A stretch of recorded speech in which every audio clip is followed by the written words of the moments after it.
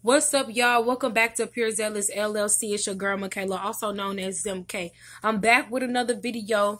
Just like I said in my previous video, I'm here to tell y'all who I created Pure Zealous LLC for. Now, I'm going to try to name this specific groups of people from, greatest to least, meaning the main people that I'm targeting, the secondary people, primary, secondary, and then, whatever come after secondary, the other people, So number one, like my number one group of people that I believe that I'm targeting is going to be, and like I said yesterday, I am not specifically talking about, I'm not saying that I'm not ever going to be speaking to women who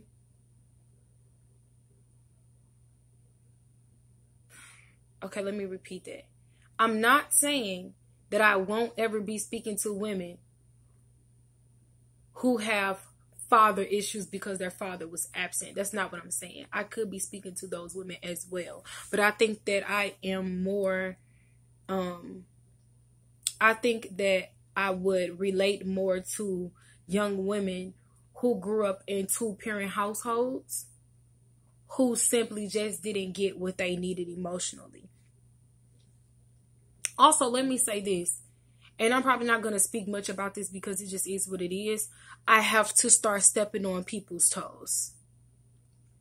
Unfortunately, a lot of trauma, and the reason why I am the way that I am, and the reason why Pure Zealous is Pure Zealous, there are a lot of people in my family who did stuff to me. And in order for me to tell my story, those people are going to have to be included. So if I say parents, you know that I only have two. And if I mention mama or father, then it just is what it is. My truth is my truth. So if anybody ever run across this page and you get offended, before you be offended, you might want to be repentant. Not to me, but to the only true God. And that's just straight up facts. So back to what I said, I'm creating this platform. Well, not creating, but created this platform for women who are just like me, who didn't get the nurturing that they needed as a child, who didn't get the companionship, the affection that they needed as a child. They probably got some. They probably got enough to survive, but they just didn't get enough. And maybe they didn't realize that they didn't get enough until they got older and they realized that they idolized men. So that might be like my secondary, but you know how you have a number one and then you write something and then below that you got a letter A? Because I feel like idolatry can come in, can result from plenty of things. But I feel like my idolatry in men, first of all, was hereditary because it runs in the family. Second of all, it definitely resulted from my childhood and being so rejected, emotionally neglected, and emotionally abandoned. So it just makes me, or made me, or still makes me want the love from a man. And then, unfortunately, women like me tend to skip over so many meals and snacks because it was never handed to us. Just imagine a 35-year-old woman wanting breast milk. We don't want breast milk anymore. We should have got breast milk when we needed breast milk. So when you are deprived of so much love and so much attention, affection, and XYZ, then unfortunately it will make you want to skip over the snacks, skip over the soft food, skip over the potatoes that's mashed up, skip over the baby food, skip over the little stuff. And now we want beef steak with mashed potatoes and carrots and salmon and asparagus. We want all the big food now, which equates in some cases just straight up sex. Just straight up sex. Just straight up a husband. Like, so many women idolize marriage. So many women idolize prophetic messages pertaining to marriage because they want marriage so bad, because they want love so bad, because they're so deprived. And for me, I am entering in this new era in my life where I have no other choice but to seek God's kingdom in his righteousness, because my soul made a decision that I won't be idolizing men. I will not confine to this world. I will not submit to any demon that wants me to masturbate. I will not submit to any demon that wants me to watch porn. I won't submit to any demon that wants to have sex with me and I'm not married. I won't submit to any demon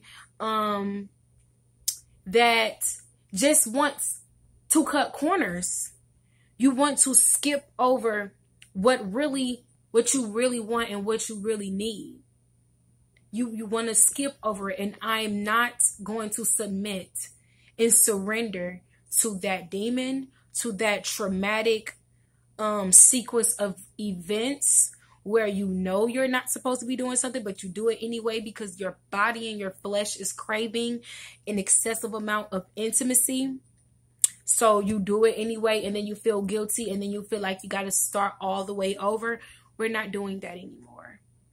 I'm going to have to open up the book of Pure Zealous, because Pure Zealous is really about having the zeal for God, but anybody can have zeal. You know what I'm saying? Anybody can be excited about anything. Anybody can be just continuous in their pursuit of anything, but to have pure zeal. And of course the name is Pure Zealous, but to have pure zeal is to have zeal for God, not just zeal for anything. Like, you can have a zeal to start a business. You can have a zeal to be patient, but what are you being patient for? You can have faith, but what do you have faith in? You can have self-control, but under what circumstances? You know what I'm saying? I see that you're excited. I see that you're ready, but what is the motive behind your zeal? Is it pure? I just reached 7 minutes, and 7, I got to stop at 7 because I know what this phone be doing. So I would rather just cut it off than get cut off. Okay, so I'm going to end this video right here. And that is the first group of people that I created Pure Zealous LLC for. I just want to thank everybody for joining. Don't forget to like, comment, subscribe, and I will see y'all in the next video.